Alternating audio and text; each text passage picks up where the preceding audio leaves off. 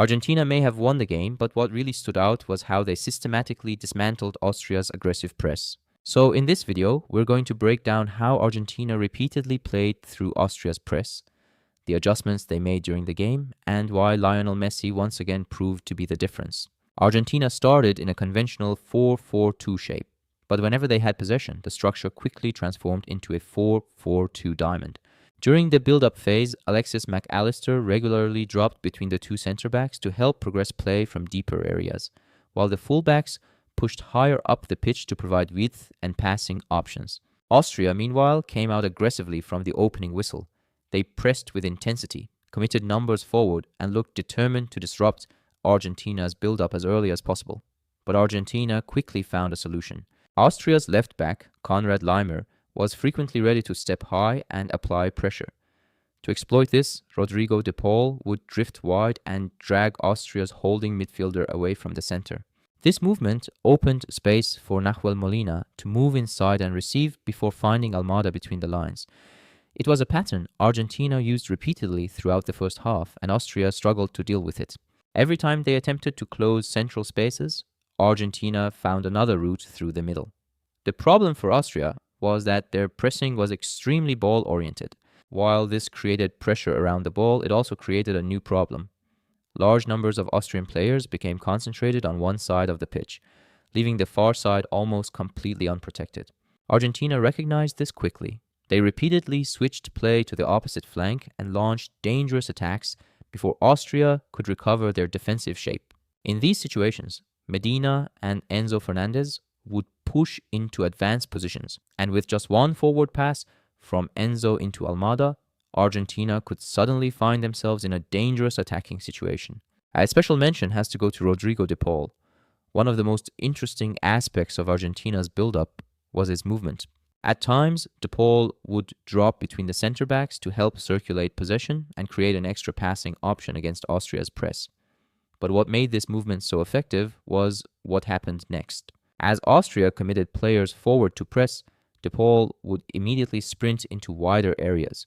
A simple pass from the right back into De Paul allowed Argentina to bypass multiple Austrian players at once and escape the pressure entirely. And because Austria had committed so many players towards one side, large spaces began to appear both through the middle and on the opposite flank. On one occasion, they switched play quickly before Enzo Fernandez delivered a perfectly weighted pass through Austria's disorganized defensive line to Lautaro Martinez, resulting in a penalty. As the game progressed, Argentina made another adjustment. Rather than keeping additional players deep during build-up, they began leaving only the two centre-backs as their primary foundation of possession. This created a new challenge for Austria. After several unsuccessful pressing attempts, they became more cautious and switched into a 4-4-2 defensive shape.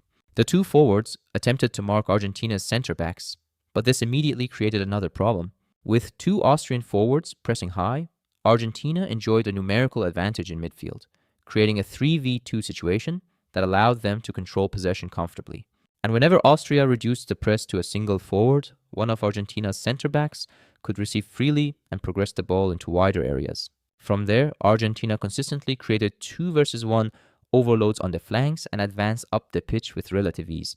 At this point, it was clear that Argentina were one step ahead tactically. Eventually, that superiority translated onto the scoreboard. The opening goal came from a transition following a controversial challenge.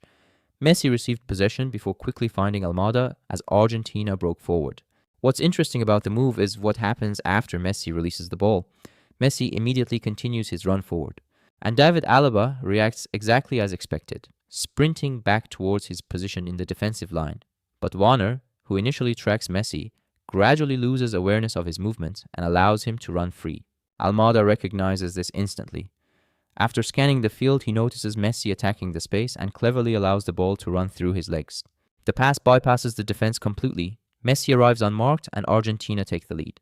Following the goal, Austria dropped into a more compact mid-block.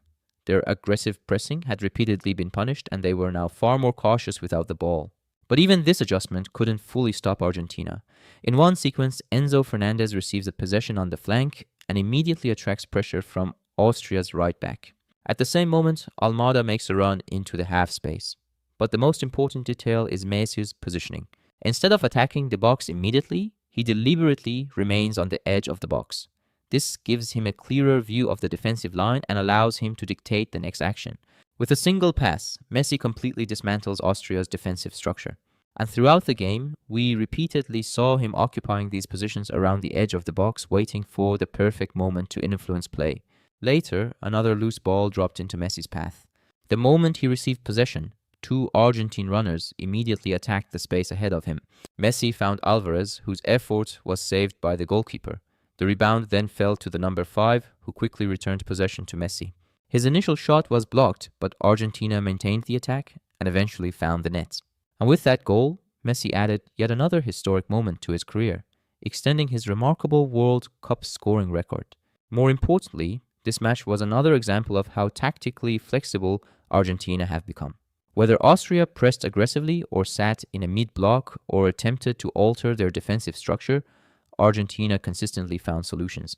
And that's exactly what makes them one of the most dangerous teams in this tournament.